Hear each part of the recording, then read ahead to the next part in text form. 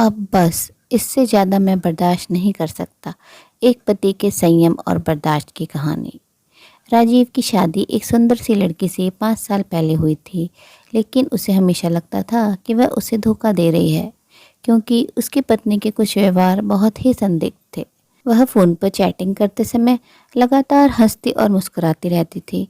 जब भी राजीव उससे पूछता कि वह किसे मैसेज कर रही है, वह कभी कहती उसकी माँ थी या कभी कहती कुछ दोस्त। वह अक्सर देर रात काम से घर आती थी। जब भी राजीव ने उससे पूछा कि क्या चल रहा है, वह हर बार हंसती थी। वह सिर्फ इतना ही कहती थी, यह काम के कोई दबाव के कारण है या कुछ और कारण बता देती। एक रात वह रात के 11 बजे दही और दूध लेने के लिए निकली। राजीव ये जानने के लिए जागता रहा कि वह कब वापस आती है। वह 2 बजे वापस आई। अब बस इससे ज़्यादा राजीव नहीं बर्दाश्त कर सकता था। उसने कुछ सबूत हासिल करने के लिए एक निजी डिटेक्टिव को काम पर रखा। राजीव अच्छी तरह से जानता था कि बिना किसी सबूत के तलाक के लिए फाइल आगे बढ़ाना मूर्खतापूर्ण होगा। जासूस ने अपनी काम बखूबी से किया और कुछ ही दिनों में उसने राजीव को सबूत दिए कि उसकी पत्नी अपने एक दोस्त के साथ उसे धोखा दे रही है। राजीव उसे तलाक देने के लिए तैयार था, लेकिन उसने सही समय आने का और उस पर हुए अन्याय का बदला लेने का इंतज़ार किया।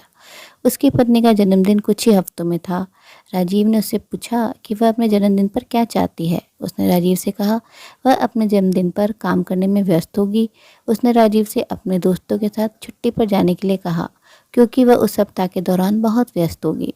राजीव को पता था कि वह वास्तव में क्या कर रही थी। जैसे ही सप्ताह आया, राजीव एक दोस्त के घर गया और उसने अपनी पत्नी से कहा कि वो अपने दोस्तों के साथ टूर पर गया है।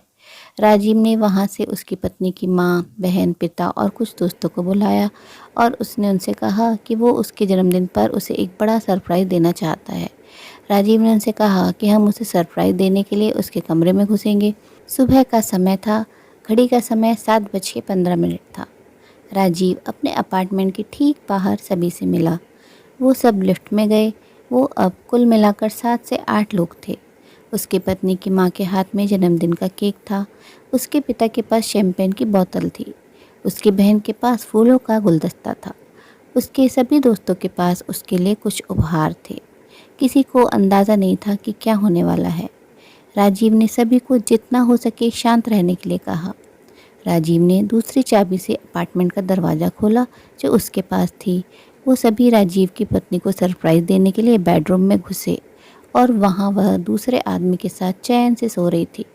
उसके पिता ने सदमे में शैंपेन की बोतल फर्श पर गिरा दी। उसकी माँ ने केक के साथ भी ऐसा ही किया। राजीव ने ऐसा दिखावा किया जैसे वो इस घटना से काफ़ी टूट गया हो और जैसे उसे कुछ भी पता नहीं था और उसके दिमाग में बस यही चल रहा था, इससे अच्छा जन्मदिन का तोहफ़ा कोई और हो ही नहीं सकता जो किसी पति ने अपनी बेवफा पत्नी को दिया हो। दोस्तों, कहानी कैसी लगी अपनी राय कमेंट बॉक्स में ज़रूर साझा करें। अगर कहानी पसंद आई तो अपने मित्रों और प्रियजनों के साथ भी शेयर ज़रूर करें। आपसे अनुरोध है, अगर आप चैनल पर नए हैं तो ऐसी ही नई नई कहानियाँ सुनते रहने के लिए चैनल को सब्सक्राइब ज़रूर करें। कहानी अंत तक सुनने के लिए आप सभी का दिल से बहुत बहुत शुक्रिया। तो फिर मिलते हैं मेरी अगली कहानी में। तब तक के लिए आप लोग अपना ध्यान रखिए, खुश रहिए, ऐसे ही कहानियाँ सुनते रहिए।